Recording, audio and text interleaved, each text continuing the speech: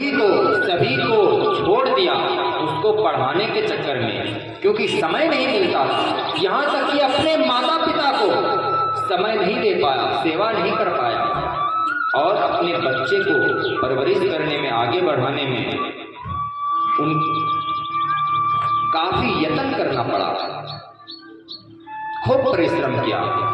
लेकिन अंत समय क्या हुआ कि वही बेटा आज हमें मान नहीं रहा। एक पेट भोजन के लिए भी तरसता हूं, भोजन नहीं मिल पाता। हमने कहा और भी अच्छे तरीके से जो भी हुआ है सब कुछ सुनाइए, अंतिम में हम उपदेश करेंगे। सब कुछ सुना डाला, यहां तक कि वो सब कुछ बोल दिए कि अपने बेटे को आगे बढ़ाने के लिए हमने सब कुछ छोड़ दिया, सब कुछ का त्याग कर दिया।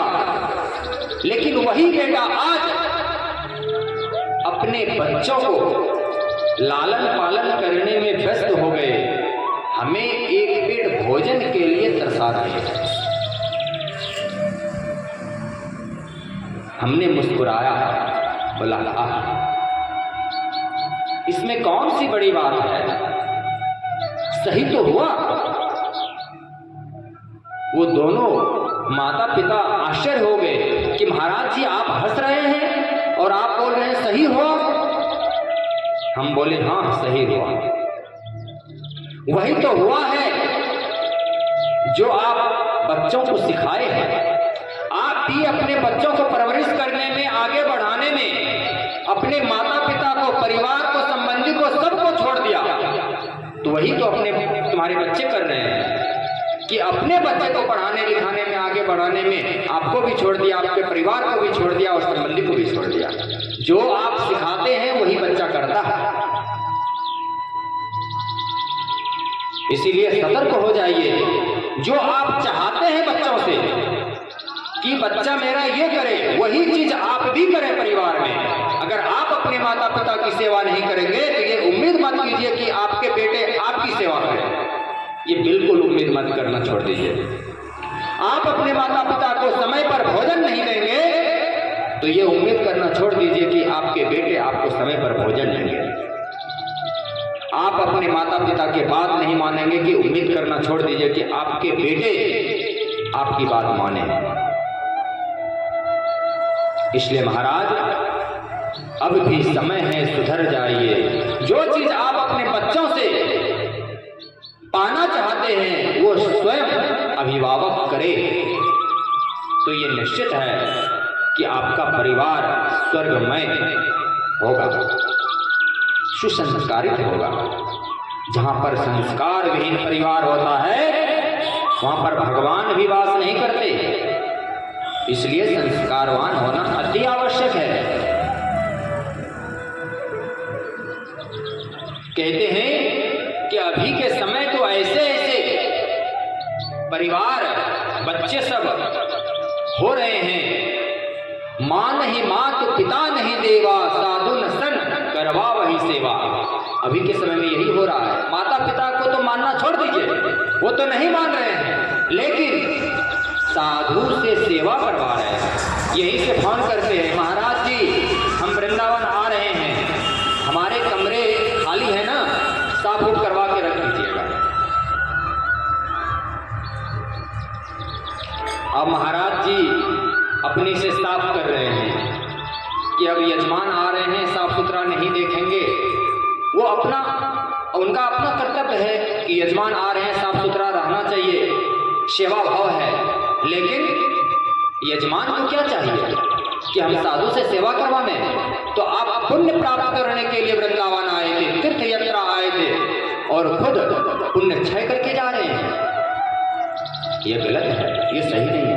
आप आवे, आप स्वयं साफ सुथरा करें, अच्छे से रखें।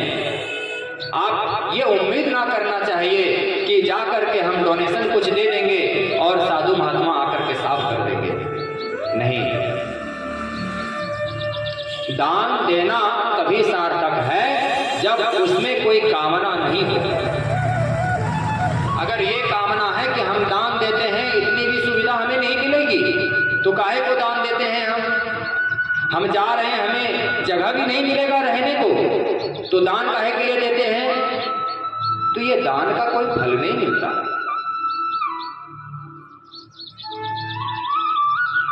बाबा तुलसी बाबा बड़ा ही अद्भुत लिखते हैं बेटे के बारे में। प्रसंग ये है कि माता पार्वती को भगवान शंकर कह रहे हैं, सुनो जननी सोई सुत बड़ा भागी, जो पितु मातु बचन अनुरागी। हे देवी,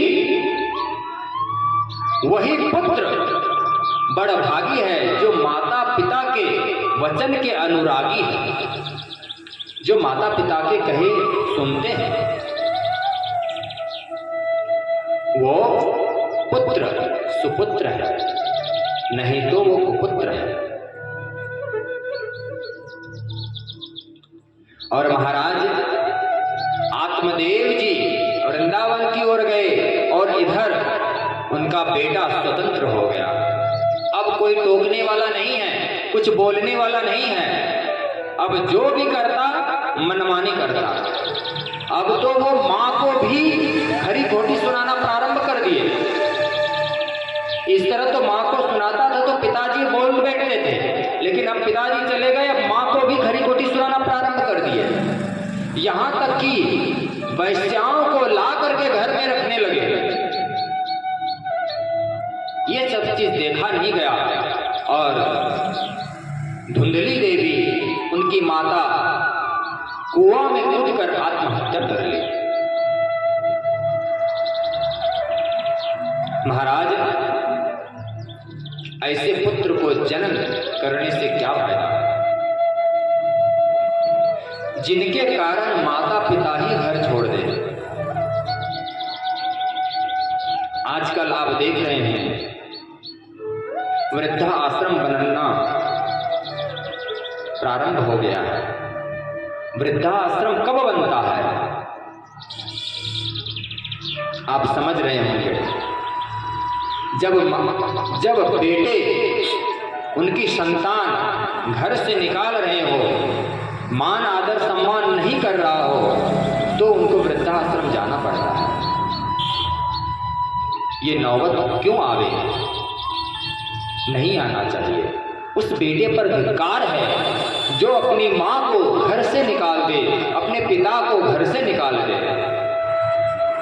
लाखों संपत्ति कमा ले, लाखों पुण्य कर ले, लाखों यज्ञ कर ले, तप तपस्या कथा श्रवण सब कुछ कर ले, लेकिन जो अपने माता पिता को मान आदर सत्कार न कर सके, वो जीवन बेकार है, बेकार है।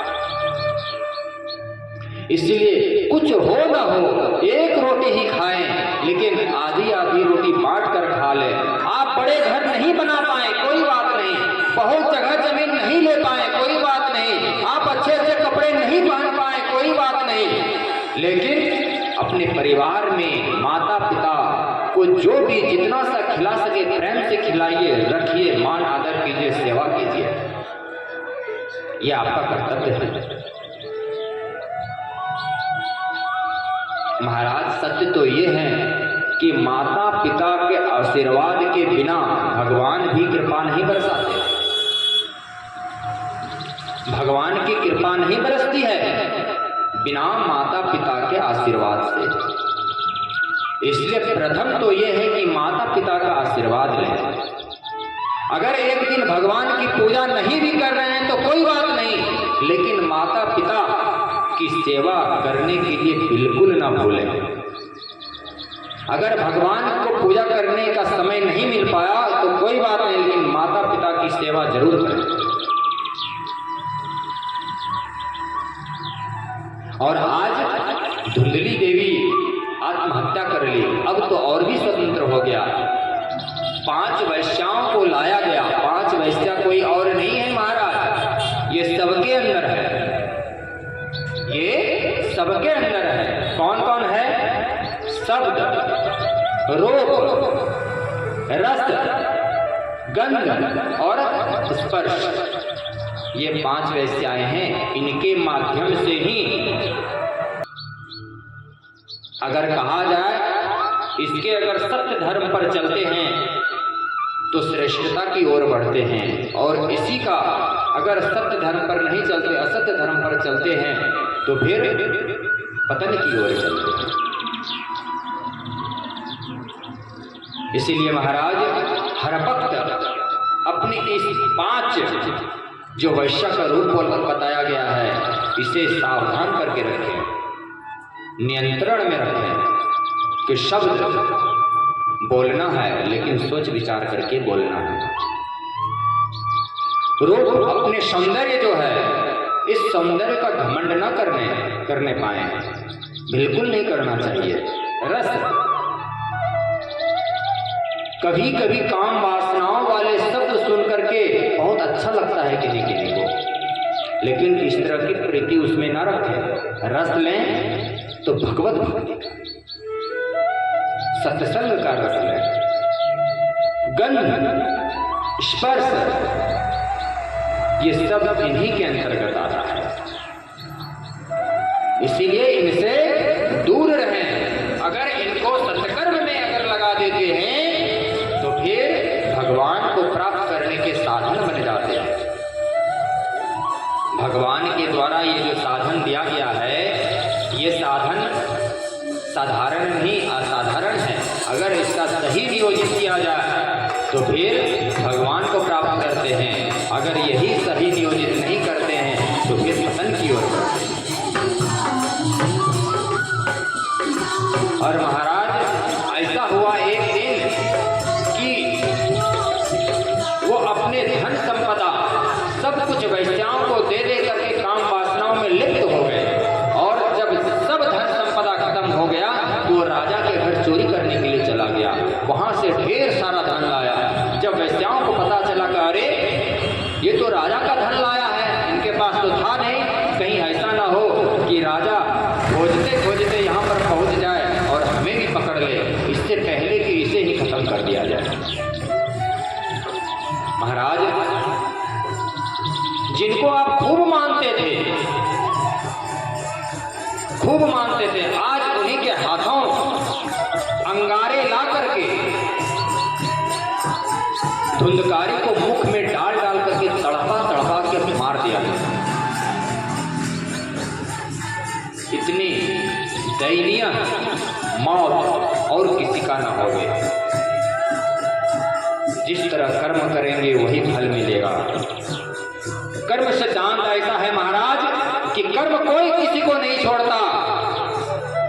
उपनिषद में कहा गया है कि जिस तरह गाय से अगर बछड़ा बिछुड़ जाए तो अनेकों लाखों गाय के बीच में वो बछड़े अपनी मां को पहचान लेता है, उसी तरह कर्म चाहे आप कितनों जन्म ले लेकिन उस जन्म में आपके कर्म आप तक पहुंच ही जाता है, वो कभी छोड़ नहीं सकता। ये कर्म सिद्धांत है। जब भी जो चीज जहां भी करेंगे वो आज न कल आपको भोगना पड़ेगा। इसीलिए हर वक्त कोशिश करना चाहिए कि हम सत्कर्म करें, भगवान को समर्पित करके करें, कर्म बंधन में ना पड़े, मकड़ा जाल की तरह मकड़ी की तरह ना हो जाए कि जिस जाल को हमने बनाया उसी जाल में फंस करके मर जाए। इस संसार सागर में हम आए हैं, इस संसार सागर में आकर के इस संसार में ही रह करके ऐसे हर एक चीजों से आसक्त न हो जाएं कि अंत समय में उसी की याद आवे और फिर इसी में फंस कर मर जाए। इसीलिए महाराज कोशिश हमें यही करना चाहिए कि सत्कर्म करें। जब वो मर गए, ये पता जब गोकर्ण जी महाराज को चला तो अनेकों तीर्थों में पिंडदान किया, यहां तक कि ब्राह्मी प्रख्यात गया जी में वहां भी पिंडदान किया। उसके बाद घर आते हैं, जैसे घर आते हैं सोचते हैं कि जरा बैठ करके अपना आसन लगाया, संतों का भाव भजन करने लगा। जैसे भजन करता है कि अनेकों प्रकार से उनके मन में कुछ से कुछ आने लगा। कभी तेज हवा, कभी शेर की आवाज, कभी चीते की आवाज, कभी हाथी की आवाज, कभी बिल्ली, कभी कुत्ते, कभी कुछ, और किसी न किसी रूप में वो आकर के परेशान करने लगा। तब वो अपना अभिमंत्रित जल का छींटा मारा और कहा, कौन हो? तो उधर से आवाज आई, अहम भ्राता त्वदयोस्मि धुंधुकारी नाथ स्वकीये नैव दोषेण ब्रह्मत्वं नासितं मया। हमको आप नहीं पहचाने, आपका भाई धुंधुकारी। अरे तो पिंडदान इतना इतना किया, गया में किया, अभी तक तुम्हें मुक्ति नहीं मिली है? भैया मुझे मुक्ति नहीं मिल सकती, मैं इतना नीच कर्म किया हूं कि अनेकों ने हजारों बार आप पिंडदान करेंगे या गया में जा करके, फिर भी हमें मुक्ति नहीं मिल सकती। अच्छा, इसीलिए कहा जाता है महाराज यहां से एक चीज सुन ले, जो आप जीवन भर करेंगे वही आपका होगा, चाहे पंडितों से कितनों भी पिंडदान आप करवा लें। पिंडदान कराने से अगर मुक्ति मिल जाती तो महाराज जीवन भर लोग ऐश मौज करते, गलत कर्म करते और अंतिम में पिंडदान लाखों रुपया खर्च करवा के कर देते और मुक्ति मिल जाती। नहीं महाराज, बिल्कुल नहीं मिल सकती। हाँ, एक ऋषियों के द्वारा प्रक्रिया बनाया गया है, लेकिन जो कर्म है, जो आपने किया है, वो पिंडदान के माध्यम से खत्म नहीं हो सकता, वो आपको भोगना पड़ेगा। इसीलिए कोशिश करें कि सत्कर्म करते रहे। और यहां पर महाराज गोकर्ण जी महाराज परेशान हो गए कि अरे अब क्या करें। तब धुंधुकारी को बोला, तुम जाओ, हम इस चीज पर विचार करते हैं। सुबह हुआ, सुबह गांव वालों को बुलाया गया और सबसे पूछा गया, ऐसी ऐसी बात है, क्या किया जाए? किसी को कुछ पता नहीं चला। एक महात्मा थे, उन्होंने कहा भगवान सूर्य से पूछा जाए। तो अपने तेज से गोकर्ण जी महाराज ने सूर्य की गति को रोक दिया। तब सूर्य भगवान कहते हैं कि श्रीमद् भागवतान मुक्ति सप्ताहम वाचनम करो, सप्ताह यज्ञ करो, क्या श्रीमद् भागवत कथा का तो मुक्ति मिल जाएगी। अच्छा, तुरंत सारे इंतजाम किया गया। अपने भाई के लिए गोकर्ण जी महाराज ने श्रीमद् भागवत महापुराण के कथा करने के लिए स्वयं वक्ता बने और सारे इंतजाम किया गया। महाराज आप लोग भी समझ लीजिए, आपके भाई कितनों वैरी हो, कितनों भी आपसे दुश्मनी रखता हो, लेकिन भाई के बारे में हितकर सोचना ही सच्चे भाई का कर्तव्य है। हितकर सोचना, कुछ भी हो, लेकिन भाई को मुक्ति दिलाने के लिए यहाँ पर गोकर्ण जी महाराज ने सारे इंतजाम किए, खुद वक्ता बने। और आप थोड़ा सा भाई अगर कुछ कहा देता है तो उससे बोलना बंद कर देते हैं, उनसे बात करने के लिए बंद कर देते हैं, अलग अलग हो जाते हैं, जमीन जायदाद सब कुछ अलग कर देते हैं और अपना अपना खुद का सब कुछ करने लगता है। सामने से भाई पार हो रहा है लेकिन मुख मोड़ करके पार हो जाते हैं। महाराज ये सही नहीं है। खराब तो विचार होते हैं ना, व्यक्ति खराब नहीं होता। महाराज कोई अगर कुछ बोल रहा है, खराब है या गाली दिया या गलौज किया, कुछ भी हुआ, लेकिन विचार खराब होते हैं, व्यक्ति खराब कभी नहीं होते। विचार तो बदलने वाला चीज है ना। आज विचार सही नहीं है तो कल सही हो जाएगा। इसीलिए कभी भी दुश्मनी नहीं करना चाहिए। और आज महाराज गोकर्ण ने श्रीमद् भागवत महापुराण कथा सुनाना प्रारंभ किया। 7 कोर वाले बांस रखा गया, उसको बांधा गया, उसमें धुंधुकारी को आवाहन किया गया। जब जहां भी बैठते तो हवा के रोक में, वो तो स्थूल शरीर था नहीं उनका, वो इधर उधर हो जाता था। फिर गोकर्ण जी महाराज को बोले, भैया मैं कहाँ बैठूं? तो बोले, बांस के खोखले में बैठ जा। पोर जो होते ना, पोर में कैप होता है। 7 पोर वाले बांस को बांधा गया, उसमें बैठा गया और 1 दिवस, 2 दिवस, 3 दिवस, 7 दिवस सुनाया गया और एक दिवस में एक पोर फटते गया, भेदन होते गया। और महाराज 7वें दिवस जब अंतिम हो गया तो एक दिव्य रूप लेकर के आया और उनको ले जाने के लिए भगवान नारायण के साथ, कोई और नहीं, उनके पार्षद स्वयं आए उनको ले जाने के लिए। लेकिन आश्चर्य की ये बात कि गोकर्ण जी महाराज प्रश्न कर दिए कि आप तो अकेले आए हैं, यहाँ तो कथा श्रवण सभी ने किया है, सभी के लिए आप लेकर के क्यों नहीं आए? तो पार्षद ने बड़ा अद्भुत उत्तर दिया। क्या उत्तर दिया? कि यहाँ पर सुनने वाले तो अनेकों हैं, लेकिन अगर कथा श्रवण, चिंतन, मनन, निधिध्यासन अगर किसी ने किया है तो वो है धुंधुकारी, और किसी ने नहीं कर पाया। एक कान से सुन लिया, घर गया और बाहर निकाल दिया।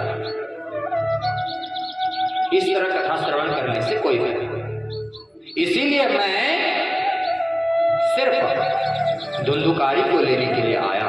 और महाराज ऐसा हुआ कि धुंधुकारी को लेकर के चले गए। गोकर्ण जी महाराज को बड़ा आश्चर्य हुआ। बोलिए श्रीमद् भागवत महापुराण की।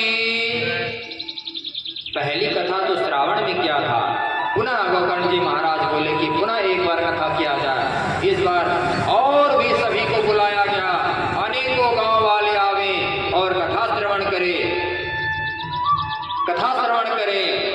और मनन करे, चिंतन करे और निधिध्यासन में बैठ जाए और स्थिरता पूर्वक अपने 7 पोर वाले 7 चक्र को भेदन करें 7 दिवस में।